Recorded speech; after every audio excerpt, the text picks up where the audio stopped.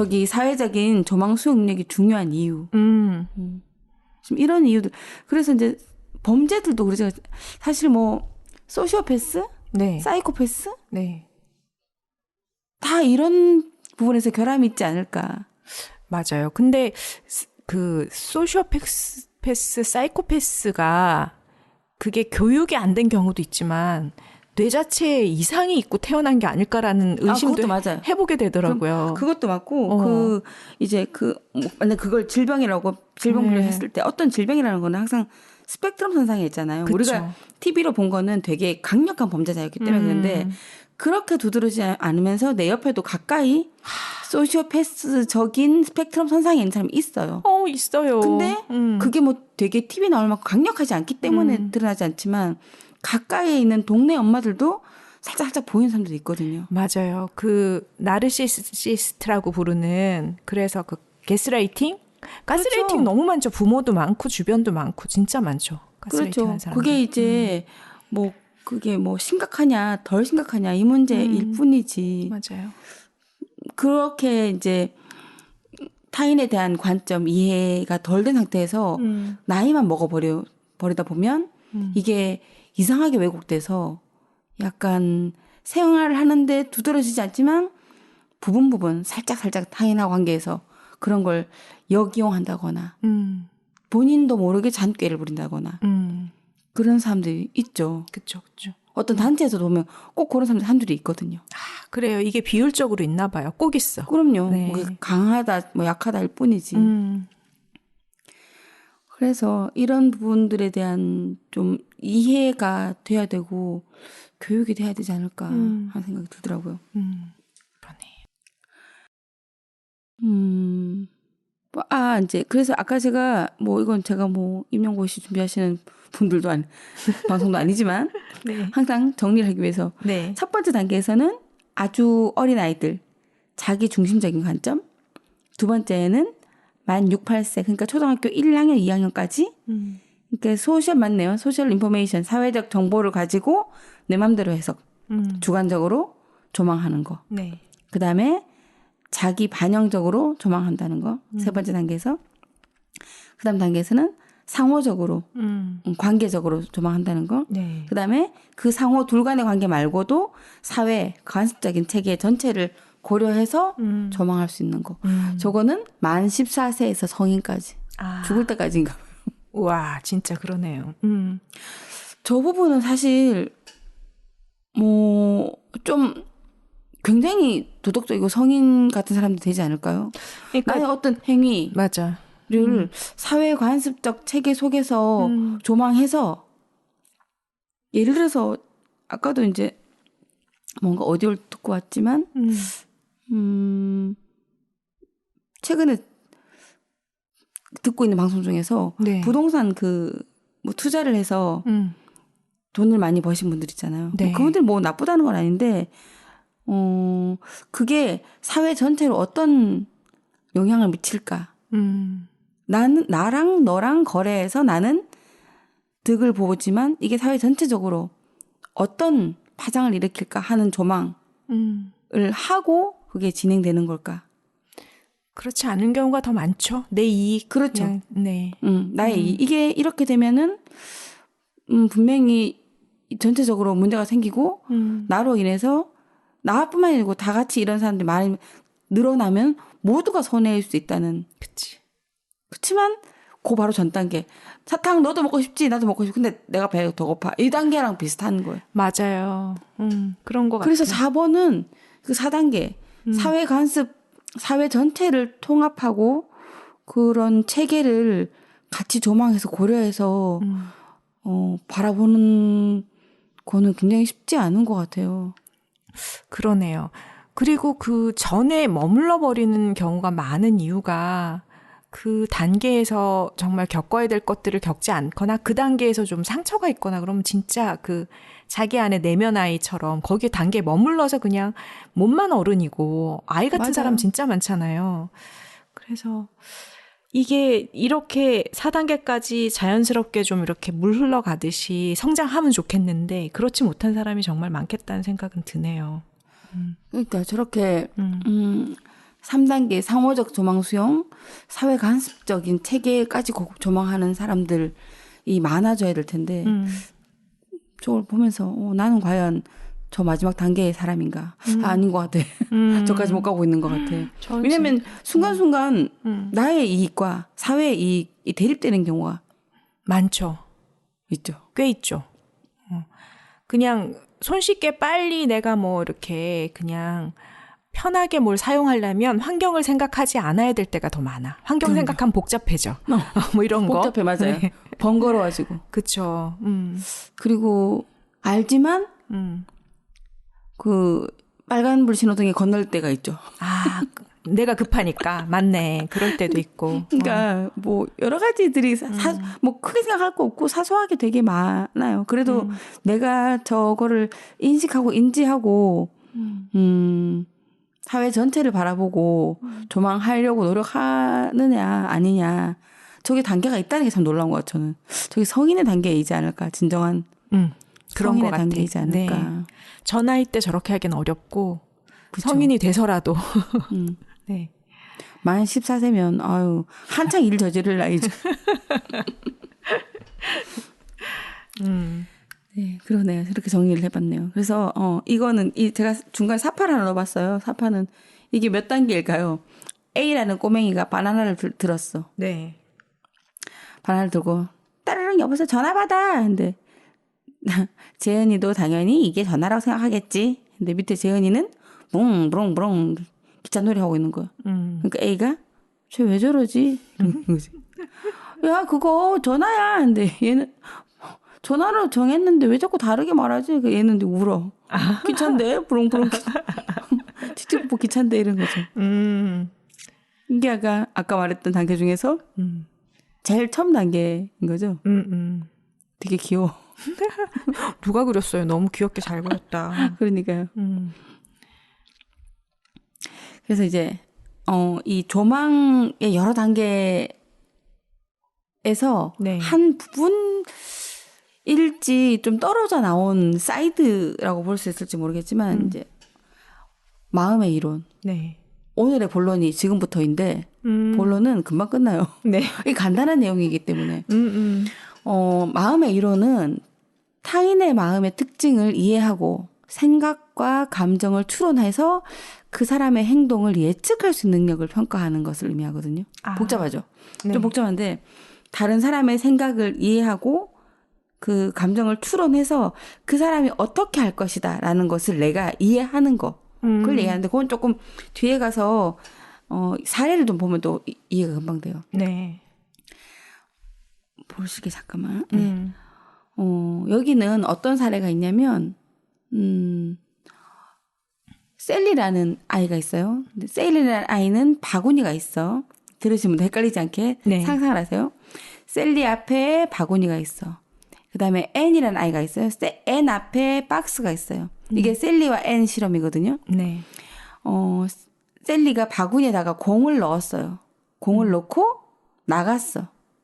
근데 그 바구니에 든 셀리의 바구니에 든 공을 꺼내서 N이 자기 상자, 네모 상자에 갖다 넣었어.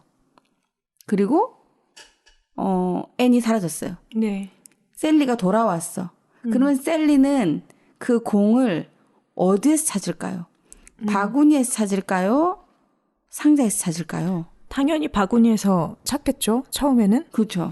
자기가 거기에 넣어놨으니까.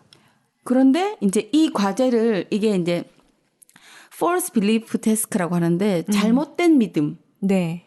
과제라고 하거든요. 아. 이거를 이제 아이들한테 테스트를 해보는 거예요. 네.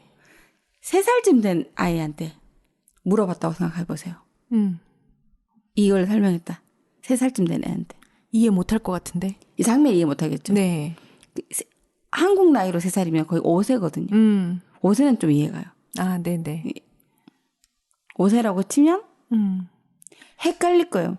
맞춘 애가 있고 틀린 애가 있을 거예요. 맞아. 4세는 거의 못 맞출 거예요, 아마. 근데 이제 일부 학자들은 언어적인 문제가 있기 때문에 저걸 아는지 모르는지 확실하게 알 수 없다. 아, 그렇겠다. 과제를 좀 바꿔주면 다를 수 있다. 네. 내지는 그 언어를 좀 더 프롬프트를 줘가지고 조금 더 구체적인 설명을 해서 네. 셀리가 이렇게 했고 이렇게 했는데 이렇게 해서 갔다 왔는데 이랬어. 어땠을까? 이렇게 하면 맞춘 애들이 더 많다는 거죠. 근데 어쨌든 3, 4, 5세 정도 4, 5, 6세 아이들이죠. 네. 근데 4, 5세 아이들은 저거를 맞출 확률이 조금 적고 5, 6세 아이들은 좀 더 맞출 확률이 높아지고 6, 7세 애들은 확실하게 아는 거죠. 이제. 아, 네네. 저게 이제 셀리가 잘못된 믿음을 갖고 있잖아요. 여기 있을 것이라고.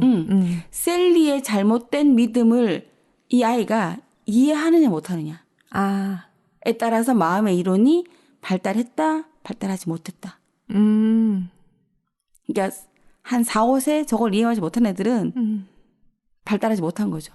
아, 또 다시 예를 한번 좀 쉽게 또 들어보면 사탕 그림이 있는 박스가 있어요. 네. 사탕 그림 있는 박스가 있는데 아이한테 안에 샥 보니까 연필이 있네 이랬어요. 사탕 그림인데 얘는 사탕인 줄 알았는데 연필이 있잖아 이러고서 다시 연필을 집어넣고 얘한테 물어. 다른 친구가 오면 이 박스 안에 뭐가 들었다고 할까? 그러면 사탕이라고 얘기해야지 그걸 아는 거네요. 아는 거죠. 마음의 이론이. 근데 이제 연필을 하고 있던 애들은 되게 1차원적인 거죠. 아. 내가 지금 본 거. 내가 아니까. 내가 지금 본 현상을 얘기하는 거고 현상 그 뒤에 거를 읽지 못하는 거죠. 네. 한 단계 더 들어간 거잖아요. 그쵸. 요게 이해되기 시작하는 게 그 삐아제가 얘기했던 전조잡기의 중간 단계쯤 넘어간 애들 이해가 될 거야 아마. 네. 그때 애들이 되게 표면적인 것만 어떤 그림을 그리거나 사물의 속성을 얘기할 때도 다 표면적인 거. 뭐 키가 커요. 안경 꼈어요. 이렇게 얘기하지 성격이 좋아요. 이러진 않거든. 표면적인 걸 얘기하거든요. 네네. 그러니까 저걸 박스에 어느 박스에 공이 들어있나만 보기 때문에. 그래서 저게 왜 중요할까? 그 저도 저 부분을 왜 이렇게 내가 궁금했을까 보니까 그게 어느 시점에 얘가 셀리의 믿음이 잘못됐고 근데 셀리는 저 잘못된 믿음을 믿고 행할 것이라는 거를 알게 될까 되게 궁금했던 거예요. 그래서 저게 뭐냐면 인간의 행동은 자기의 신념에 의해서 행동한다는 사실을 애가 받아들이는 거거든요. 그렇죠. 우리가 만약에 냉장고에 사과가 없지만 내가 어제 사과를 넣어놨다고 하면 사과가 있다는 믿음 하에 신념 하에 문을 열어보잖아요. 그러고 이제 누가 먹었어 이렇게 되는 거죠. 그렇죠? 없으면. 그래서 인간의 모든 행동들은 자기의 신념으로 이루어지기 때문에 그쵸. 그 신념이 근데 틀렸다는 거에 대해서 이해를 하냐 못하냐 자폐적인 특성이 있거나 아니면 아까 같이 나이가 어린 아이들이나 인지발달 덜 된 아이들이나 자폐적 특성 아이들이 어떤 경우 예를 들어서 어떤 아이가 그 식당에서 알바를 하는 자폐적 특성이 있는 성인이 있다고 쳐요. 근데 어떤 식당에서 어떤 손님이 자기 우산 아닌 다른 우산을 가지고 갔어. 그러다가 헐레벌떡 막 뛰어왔어요. 네. 근데 이 자폐적인 특성이 있는 성인은 그 아저씨한테 엄청 화를 내는 거야. 우산 훔쳐갔다고. 아. 착각, 잘못된 믿음이 이 사람한테 있었구나가 이해가 안 가는 거죠. 네네. 그래서 이걸 어떻게 연습을 시켜야 되나. 연습이 되나요? 자폐면은? 되려나? 그러니까 제가 이것도 네. 자폐적인 사람들도 자기 폐쇄성 그 스펙트럼 증상 농도가 강하냐, 농도가 약하냐인데 그 자폐적인 농도라기보다는 지금 최근에 와서는 이제 신경과학에서는 전전두엽과 측두엽에 문제가 있더라라는 얘기가 있는데 네. 만약에 그런 부분에 문제가 약하면서 인지적으로 조금 더 발달되어 있는 자폐적인 수준이라고 하면 네. 이게 유추와 추론도 맞거든요. 이걸 쪼개서 추론과 유추를 시킬 수 있거든. 이 사람이 정말로 이 사람의 의도라는 걸 고려하지 않은 거잖아요. 그죠. 행위 플러스 의도가 돼야 되는데 그 이면에 있는 입체적인 의도를 이해하지 못하고 있기 때문에 행위에다가 계속 이 의도를 설명해야 되는 거예요. 그게 좀 힘들어. 매 과제마다 설명해야 되는 거예요. 아. 그리고 이제 어떤 자폐적 특성을 보면 거리감이 없는 애들이 있어요. 거리감이 없어. 예를 들어서 우리가 애인하고 붙을 때는 어떻게 너무 자연스럽게 옆에 착 붙잖아요. 네. 그리고 뭐 앞에 음식물 쓰레기 버리러 갔다가 동네 아줌마 만났을 때 착 가까이 되지 않잖아요. 아, 무슨 말인지 알겠다. 네네. 적당한 사람 간에 말하지 않아도 네네. 아 우리 1m로 섭시다 이러지 않잖아요. 그래도 적당한 거리감 있죠.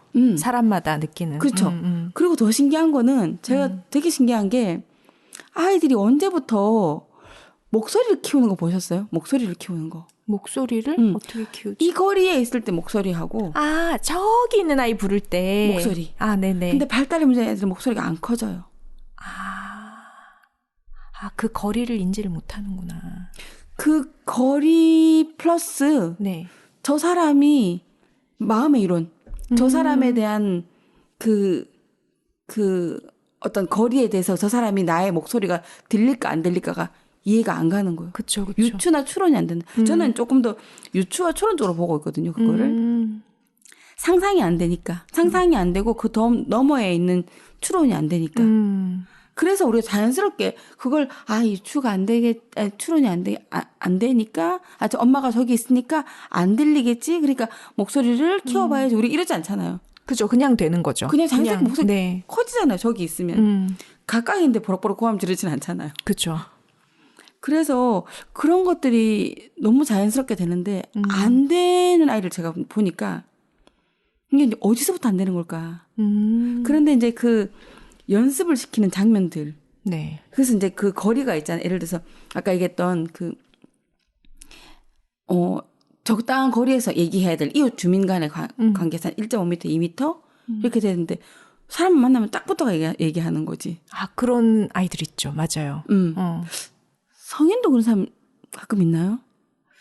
그러니까 이게 약간 주관적인 거리감이 조금 더 딴 사람보다 더 밀착하는 걸 좋아하는 사람이 있긴 있는 것 같아요. 그래도 그 사람도 처음 만나거나 이러면 적당한 거리를 유지할 줄 알긴 알죠. 근데 그게 전혀 안 된 사람이 있나요? 있을 수 있겠네요. 있을 수 가끔 있어요. 네. 뭔가. 그래서 이제 이 아이한테 연습을 시켜요. 상황 설명하고, 왜냐면 인지가 되기 때문에 말귀도 잘 알아듣고 논리도 되고 뭐 수학도 되고 국어도 되고 하는데 얘네들이 제일 힘든 도덕 같은 거예요. 도덕 과목 같은 거. 옳은 행동은 이런 거. 다음 중 옳은 행동. 그게 어렵구나. 되게 힘들어요. 수학 과학은 쉬워 차라리. 어쨌든 그래서 연습을 해서 네. 사람하고 얘기할 때는 사람은 엄마나 가족 외에는 그렇게 붙으면 안 된다. 연습을 시켰어. 네. 근데 식판 들고 학교에서 급식을 받는데 자꾸 1.5m를 띄우는 거야. 아이고. 그 상황이 또 이게 안 되네. 그러니까 제가 예전에 했던 아이는 걔는 단기 기억, 장기 기억이 발달한 아이예요. 얘는 이 상황마다 설명하면 거의 한 장면을 설명하면 한 장면들을 다 장면을 다 외워버리는 거예요. 그대로 하는구나. 제가 100가지 장면 얘기하면 100가지 장면을 다 외우니까 그 장면에서는 이렇게 하죠. 암기를 해버리는 거예요. 남들이 봤을 때는 융통성 있게 자연스럽게 보이는 거지만 이 아이는 다 외운 거죠. 그러니까 우리한테는 융통성이라는 게 사실 그런 거잖아요. 어떤 맥락에서 적절한 태도가 계산하지 않고 나오는 게. 그쵸. 그잖아요. 근데 이들은 늘 계산해야 되는 거예요. 작동이 어디가 망가져 있기 때문에 그 망가진 거를 외워서 해결을 하는 거네요. 망가졌다기보다 발달이 안 된 거죠. 발달이 안 됐다. 그 부분이 발달이 안 된 거지.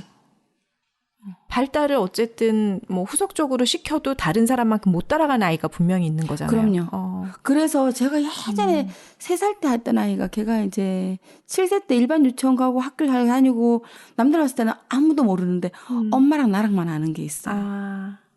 그때 걔가 이제 한 중학교 2학년, 3학년쯤 됐을 때 엄마가 얘기하기를 손님이 와서 2명이 이제 커피 물 좀 올려줘 했는데 주전자 1.5리터 주전자 물을 가득 넣는다는 거. 2명이 앉아 있는데. 뭐 그런 거라든지. 그리고 친구들이 다 좋아하는 그 연예인을 뭐 안 좋아할 수 있죠 우리도. 네. 그렇지만 뭔데 하고 이렇게 할 수는 있잖아요. 근데 정말로 자기랑 전혀 무관한 듯한. 그리고 우리가 보기보다 대중성이 우리가 항상 느끼는 게 뭐냐면 길 가다가 어디서 누가 자꾸 어느 쪽으로 시선을 바라보잖아요. 같이 바라보죠, 그러면. 우르르 이렇게 같이 바라보죠. 그렇죠. 근데 얘네들은 안 봐요. 그리고 어릴 때 특징이 뭐가 있냐면 우리가 포인팅을 하는 거 있잖아요. 네. 포인팅을 한다는 거는 두 가지가 있죠. 저거 줘 할 때. 저거 줘 할 때 있고. 근데 창밖을 바라보면서 막 꽃잎 떨어질 때 포인팅을 하는 거는 저기 봐. 나랑 같이 공감해달라는 거죠. 네. 예쁘지? 너도 예쁘지? 이런데 이게 달라는 건지 공감하라는 건지 해달라는 건지 요구인지 공감인지 구별이 안 가고 공감은 특히나 뭐 하라는 건지 모르고 자꾸 거기 가서 어슬렁거리는 거예요. 뭘 갖고 오라는 줄 알고. 굉장히 그러겠네요. 같이 사는 가족이 되게 힘들어요. 그렇겠다. 제가 얘기하는 이들은 이미 네. 상당히 고지능의 아이들이 이미. 그럼에도 불구하고 이 부분이 에러가 나 있거든. 왜냐면 다른 부분에서는 그렇게 학교에서 보면 약간 머리 좋은 아이인가? 이렇게 보는 정도의 애들이기 때문에. 자폐 스펙트럼상이 그런 아이들이 좀 많죠. 머리가 어느 쪽으로는 좀 좋은 것 같기도 하고. 사실은 발달 문제가 있는 아이들 중에서 자폐적 농도가 있냐 없냐, 농도가 짙으냐 농도가 얕으냐 이런 거지.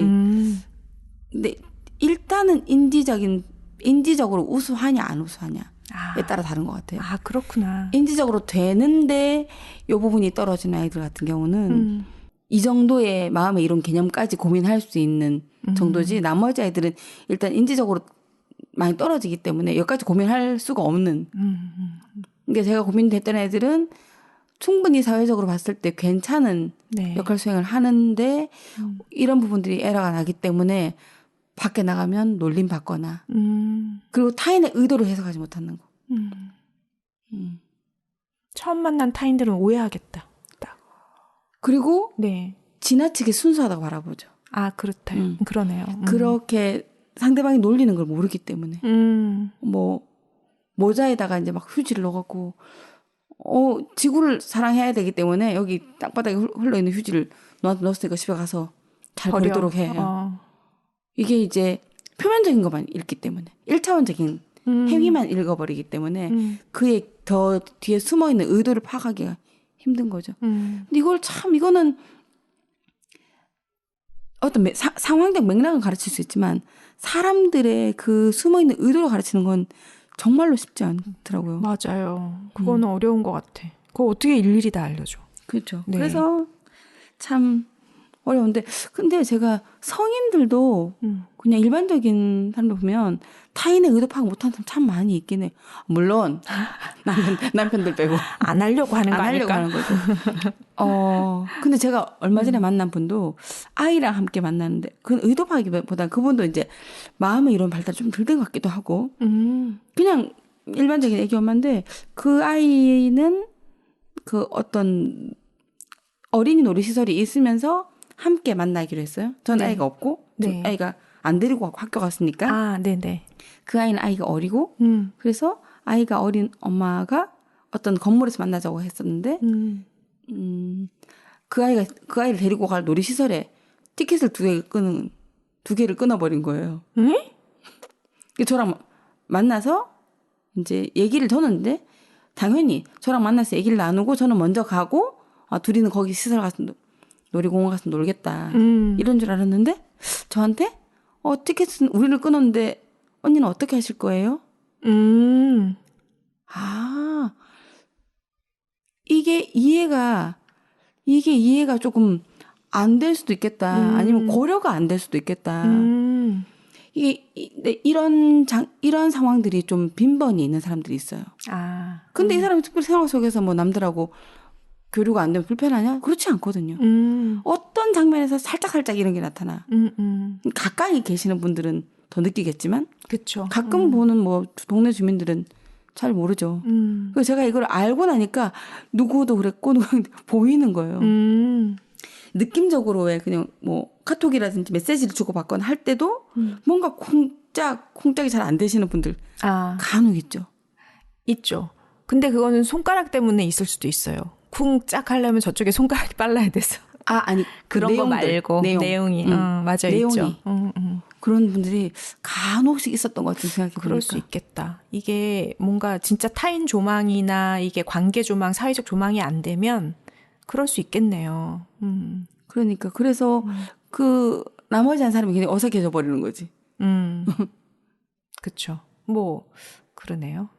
하여튼 그래서 근데 이게 오히려 조금 더 다양한 사람들 이런 뭐 이걸 결함이라 할 수는 없지만 이런 뭐 누구나 다 결함 갖고 있으니까 그쵸. 이런 부분에 결함이 조금 있으신 분들을 우리가 이해할 수 있고 그 사람이 어떤 의도로 갖고 있는 게 아니고 이런 부분에 있어서 조금 뭐 둔감할 수도 있고 발달이 좀 덜 됐을 수도 있고 맞아. 그렇게 이해할 수 있겠다 싶더라고요. 제가 얘기를 다 한 것 같은데 네 이것도 얘기를 거의 다 했고 아까 이제 말씀드렸듯이 3, 4세 5, 6세, 3, 4세 이후부터 타인의 생각이나 신념을 자기 신념과 구분할 수 있게 되는.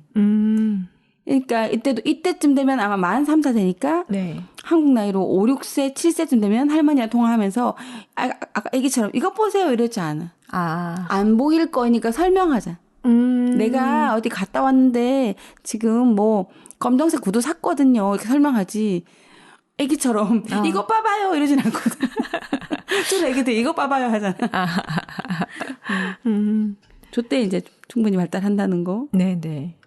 그 얘기를 또 드렸었고 그래서 제가 이걸 봤어요. 누군가가 이걸 적어놨는데 이게 과연 훈련이 될까 싶지만 그래도 아까 제가 말씀드렸던 그런 경계선에 있거나 네. 좀 경미하신 분들 이런 성인 아니고 아이들 약간 네네. 경미할 경우에 연습이 될 수도 있겠다. 아니면 일반인인데 왜 뭐 어떤 상황적으로 이게 발달되지 못하면 양육이나 좀 이게 좀 불안정해서 네. 그럴 수 있거든요. 네. 그러면 이렇게 해서 마음의 이론 발달시킬 수 있는 방법이 있겠다. 이게 방법들을 쭉 적어놓은 거 연결해 놓은 거네요. 네. 어. 가정해보기. 네. 그 사람의 입장을 가정해보기. 그리고 그 사람의 감정과 그 사람의 의견과 나의 감정과 내 의견을 토론해보기. 네. 혼자서 1인 2역을 하는 거죠. 네네. 그것도 참 괜찮은 거. 저도 저걸 보면서 1인 2역을 시켜봐야 되겠다. 괜찮다. 저런 거. 네. 저는 추론하기를 좀 많이 시키거든요. 이거 그 다음 막히긴 한데 네. 그래도 추론하기를 연습을 시켜보니까 조금씩 괴로워하긴 해요. 더 이상 수련이 안 되니까. 그쵸. 모르겠는 자꾸 시키니까 괴로워해. 그래서 자꾸 욕을 하는 거지 뭐. 그다음에 힌트를 주는 거. 네. 그래서 추론하고 타인의 감정 얘기하면서 조금씩 힌트를 줘야 되겠죠. 왜냐면 아예 예상이 안 될 거기 때문에. 그렇죠. 그럼 가정하기 예상하기 같은 것 같고 유머 비꼬는 거 저거 상당히 수준 높은 거거든요. 저거 힘들어요. 개그맨 코미디언들 되게 대단한 사람들이야. 그 이면에 많은 것들이 입체적인 사람들이잖아요. 그렇죠. 그래서 제가 언어에 있어서는 누가 가장 상위 계층의 인물들일까? 시인인 것 같은 거예요. 시인 엄청나죠. 맞아요. 은유로. 그 수많은 것들을 한꺼번에 짧은 문장에다가 함축하잖아요. 네. 개그나 유머는 그것을 웃음으로 바꿔버리잖아요. 그쵸. 싹 싸잡아서. 놀라우신 분들이다. 맞아요. 그다음에 이제 어린아이들 같은 경우는 저렇게 가장놀이, 역할놀이 그런 하면서 조금 문제 상황을 만들어주면 돼요, 부모들이. 예제들을 거기다 넣는 거구나. 그렇죠. 네네. 제가 우리 아이가 1학년 때 네. 발등에 누가 볼펜으로 낙서를 해놓은 거예요. 근데 얘가 분명히 양말을 신고 갔고 스타킹을 신고 갔다는데 발등에 어떻게 낙서를 했지? 근데 얘는 절대 얘기하지 않고. 얘기를 안 했는구나. 잘 안 해요. 뭔가 나쁜 일이 있으면 절대 얘기하지 않고. 오. 그리고 또 1학년 때 누가 양치컵에다가 치약을 짜고 막 저어가지고 머리에 부어버린 거예요. 어머나. 근데 그 아이는 학교에서 선생님한테 머리에 컵 들고 머리에 있는 걸 떼주려고 하다가 쏟았어요. 너무 말이 잘 되잖아요. 컵을 들고 있는데 머리를 떼주려고 하다가 그 애가 컵을 들고 그걸 떼주는 거 좀 이해가 안 갔는데 어쨌든 떼주려고 하다가 쏟았다고 하고 우리는 말을 아예 설명이 안 돼. 장면 설명이 안 되는 거예요. 그 제3자는 둘이 뭐 그렇게 봤지만 결정적으로 쏟아지는 걸 보지 못했던 거야. 그럼 선생님은 설명이 잘하는 얘가 이제 그 아이의 얘가- 말을 믿게 그쵸. 되죠. 그러니까 물을 맞은 아이 제 딸 같은 경우는 아무 말도 안 하고 있으니까 걔한테 이제 설명하지. 네가 오해했다. 얘가 네 머리에 뭘 떼주려고 하다가 실제 그게 맞을 수도 있는데 그래서 제가 또 나름 아동 상담을 했기 때문에 퓨펫을 들고 네. 역할놀이를 했어요. 퓨펫놀이 있거든요. 네네. 그래도 걔가 8세였기 때문에 그때 당시 만 6세가 지난 지 얼마 안 됐기 때문에 생일 늦어서 그럼 일찍 가지고 들어갔어 이제 학교를. 인형놀이를 하면서 네. 뭐 치카치카를 하면서 이제 막 얘기를 하는 거지. 그래서 이 내가 맡은 역할이 이 양치컵을 쏟은 아이가 되기도 하고 네. 물 맞은 아이가 되기도 하고 물론 그렇게 해서 제가 뭔가 현장을 보려고 하기보다 이 아이의 마음과 그 말하지 않는 그 속상함이든 뭐든 조금 드러낼 수 있게 해주려고 네. 했었는데 그래도 역할놀이를 하니까 조금 뭔가가 나오더라고요. 근데 실제 얘는 잘 몰라. 어떻게든 왜냐면 이를 닫고 있었고 뭐가 갑자기 축축해졌는지 잘 어떻게 된 건지 잘 모르고 있는 거예요 실제로. 그리고 볼펜을 그린 건 보니까 태권도장에서 옷을 갈아입을 때 뭔가 그 맨발로 있을 때 그때 누군가가 그 다른 학교 오빠가 낙서를 한 거예요 보니까. 근데 그거를 자기가 이제 내가 그림 그려줄게 이러면서 그 인형한테 한다던가 뭐 이런 식으로 그 놀이에서 나타나는 거예요 보니까. 그래서 가장놀이를 이용하셔도 네네. 괜찮고 이 아이가 어느 정도까지 전체 장면을 이해하고 있는지 그리고 자기 내면도 이해를 잘 못하고 있는 경우도 있거든요. 그쵸. 좀 어리기 때문에. 그래서 그걸 표현하는 것도 괜찮고 좀 아이가 나이가 많거나 하다면 이야기하기 설명하고 설득 모르겠지만 설명해 주는 것까지. 역할극은 청소년 아이들하고 역할극 쉽지 않을 거고 저거 말이 안 되고 저거는 뭐 어디 사이코 드라마 한 대 가셔야 될 것 같고 네. 저건 좀 어린아이들한테는 할 수 있을 것 같고 그래서 이렇게 조금 타인을 이해하거나 자기 내면을 이해하는 그리고 타인과 관계 속에서의 나의 상태를 네. 이해하는 것도 이런 방법들로 좀 도움을 받을 수 있지 않을까 그러네요. 하는 생각이 드네요. 너무 막연하게 생각하는 것보다 이런 게 있다고 알면 좀 활용해 볼 수 있겠네요. 네.